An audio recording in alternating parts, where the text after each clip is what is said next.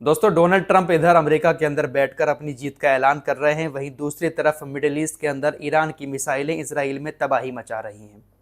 अभी तकरीबन रात का 1 बज रहा है भारत के समय के मुताबिक, जब मैं इस वीडियो को रिकॉर्ड कर रहा हूं। आप इस वीडियो को आज सुबह में देख रहे होंगे, क्योंकि अब रमज़ान ख़त्म हो चुके हैं तो ज़्यादातर लोग रात में सो जाते हैं, सुबह में ही उठ रहे हैं। इसलिए वीडियो को मैं सुबह को अपलोड करूँगा, आप सुबह में ही इस वीडियो को देख रहे होंगे।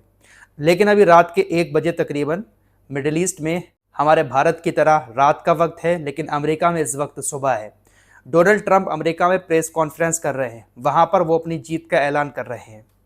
पत्रकारों से बातचीत करते हुए कह रहे हैं कि हम इस युद्ध को अभी ख़त्म कर सकते हैं। मैं कह सकता हूं कि हमने इस युद्ध को जीत लिया है।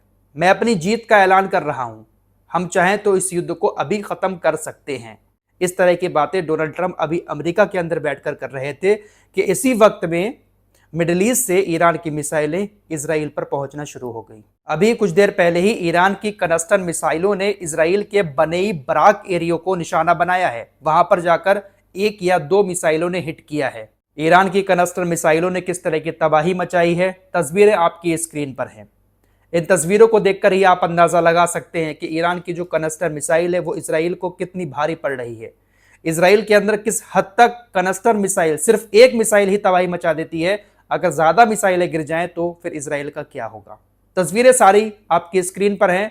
तबाही के मंजर देखकर आप अंदाजा लगा सकते हैं कि एक मिसाइल जब इतना इंपैक्ट डाल सकती है तो ज्यादा मिसाइलें कितना इंपैक्ट डालेंगी। इसराइल के बने बराक को निशाना बनाया है आज ईरान की मिसाइलों ने, और ये निशाना ऐसे वक्त में बनाया है जब डोनाल्ड ट्रंप अपनी जीत का ऐलान कर रहे हैं।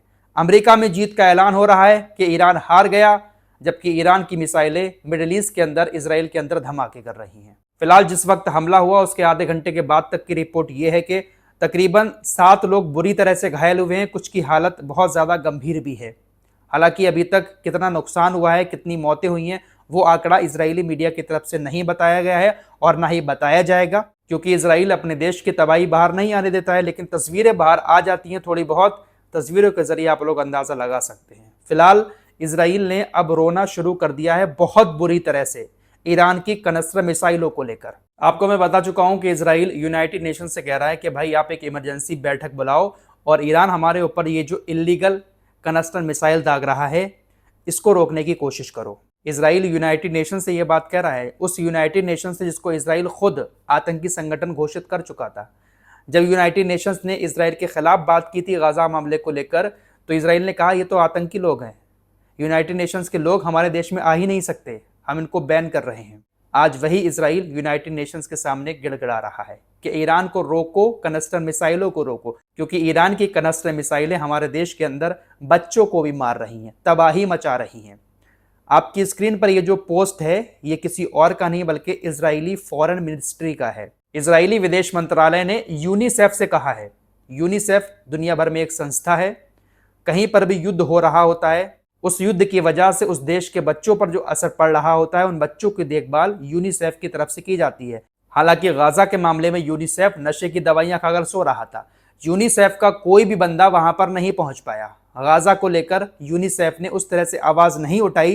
गाजा के बच्चों के लिए यूनिसेफ ने उस तरह से काम नहीं किया जिस काम के लिए यूनिसेफ को जाना जाता है। फिलहाल यूनिसेफ से अब इसराइल ने कहा नहीं है बल्कि रिक्वेस्ट की है, अपील की है यूनिसेफ से इसराइल ने कि ईरानी शासन की तरफ से हमारे देश के आम नागरिकों को निशाना बनाया जा रहा है, जिसमें से ज्यादातर बच्चे शामिल हैं। ईरान हमारे ऊपर जानबूझकर इस तरह के हमले कर रहा है, लिहाजा यूनिसेफ आप ईरान के हमलों की निंदा करें, क्योंकि ईरान हमारे बच्चों को मार रहा है। ईरान अवैध कनस्तर बमों से लैस बैलिस्टिक मिसाइलें दाग रहा है, जिससे अंधाधुंध तबाही मच रही है और बच्चे भी इसका शिकार हो रहे हैं। अब तक ईरानी मिसाइलों से 18 बच्चे और नवजात शिशु घायल हो चुके हैं।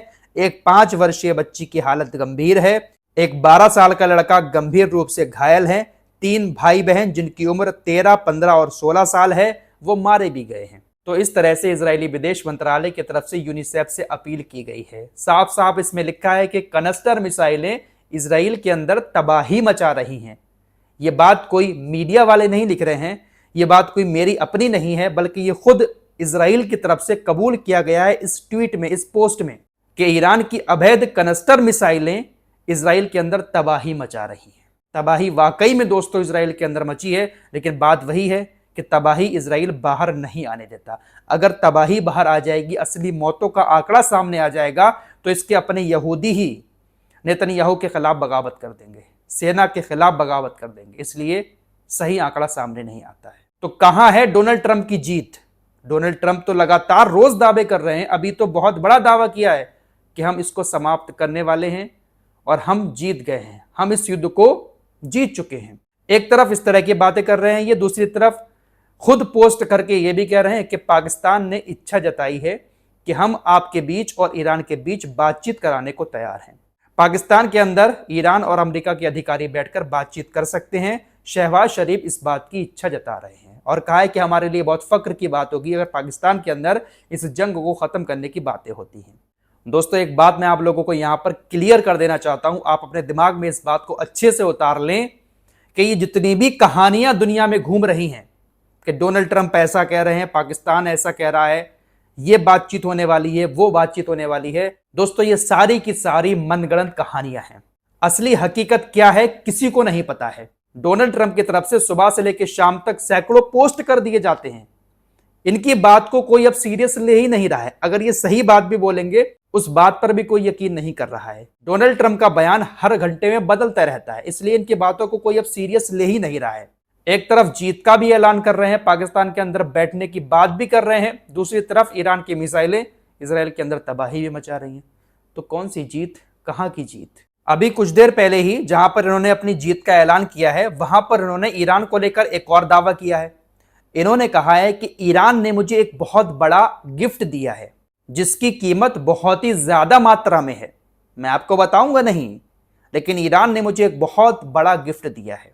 हालांकि डोनाल्ड ट्रंप ने खुलकर नहीं बताया कि ईरान ने कौन सा इनको गिफ्ट दिया है, थोड़ा सा हिंट दिया कि गैस और तेल के क्षेत्र में एक बहुत बड़ा गिफ्ट मुझे ईरान की तरफ से मिला है। अजीब बंदा है ये, कब क्या बड़बड़ाता है समझ नहीं आता है। ईरान की तरफ से साफ कहा जा रहा है कि अगर हमारी सारी शर्तें मानोगे तब तो हम सीज़फायर के लिए राजी होंगे, वरना जंग आपने शुरू की है, खत्म हम करेंगे। तमाम नेताओं की तरफ से बयान आ रहे हैं, लेकिन उसके उलट डोनाल्ड ट्रंप एक अलग ही धुन में चल रहे हैं। फिलहाल बड़ी खबर सऊदी अरब के क्राउन प्रिंस मोहम्मद बिन सलमान को लेकर है। मोहम्मद बिन सलमान लगातार अमेरिका के अधिकारियों से, खासकर डोनाल्ड ट्रंप से फोन पर बातचीत कर रहे हैं और लगातार ये प्रेशर डाल रहे हैं ट्रंप के ऊपर कि आप ईरान की उन जगहों पर हमला करो जहां से ईरान का बहुत मोटा पैसा आता है, खासकर तेल का एरिया जो है जहां से सबसे ज्यादा तेल ईरान निकालता है, उन तमाम चीजों को पूरी तरह से खत्म कर दो ताकि ये जंग जब बंद हो तो ईरान अपने आप को दोबारा से खड़ा ना कर पाए। अमेरिकी अखबार की तरफ से यह दावा किया गया है कि कई सारी कॉल्स डोनाल्ड ट्रंप के पास मोहम्मद बिन सलमान की जा रही हैं। वो यही चाह रहे हैं कि ईरान को पूरी तरह से, ईरान के इंफ्रास्ट्रक्चर को तबाह कर दिया जाए ताकि ईरान दोबारा से कभी खड़ा ना हो पाए। इतने घातक हमले किए जाएं कि जो भी ऊर्जा के संयंत्र हैं ईरान के, वो पूरी तरह से तबाह हो जाएं।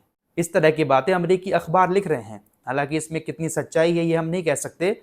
हो सकता है कि अमेरिकी अखबार इस तरह से बातें करके एक दूसरे के खिलाफ और ज्यादा आग भड़काना चाह रहा हो, लेकिन मोहम्मद बिन सलमान को लेकर इस तरह के दावे लगातार किए जा रहे हैं। फिलहाल ईरान झुक नहीं रहा है और ना ही वो झुकेगा। ट्रंप की तरफ से जितने जीत के दावे किए जा रहे हैं उतना ही ज्यादा पलटवार ईरान की तरफ से किया जा रहा है। पाकिस्तान के अंदर बातचीत होगी नहीं होगी ये भी सस्पेंस बना हुआ है, अभी तक कोई भी क्लियरिफिकेशन किसी की तरफ से नहीं दिया गया है। बातचीत होगी ही क्या, जंग से पहले बातचीत बहुत बार हुई लेकिन कोई हल नहीं निकला। इतना तो आप भी जानते हैं कि ईरान जो शर्तें रख रहा है अमेरिका कभी उसकी शर्तें नहीं मानेगा। चलो डोनाल्ड ट्रंप मान भी लेगा लेकिन नेतन्याहू क्या मान लेगा? जब नेतन्याहू नहीं मानेगा तो डोनाल्ड ट्रंप नहीं मानेगा। इसलिए ये सारी की सारी मनगढ़ंत कहानियां चल रही हैं कि यहाँ पर बातचीत होगी, वहाँ पर होगी। भले ही कितनी भी खबरें आएँ, ऑफिशियली खबरें आएँ, लेकिन इतने समझदार आप भी हैं, हम भी हैं कि ईरान अपनी शर्तों को माने बिना सीज़ फायर के लिए राजी शायद नहीं हो पाएगा। फिलहाल इस रिपोर्ट में इतना ही। कुछ और खबरों के साथ फिर हाजिर होंगे। अपना ख्याल रखिएगा। अल्लाह हाफिज़।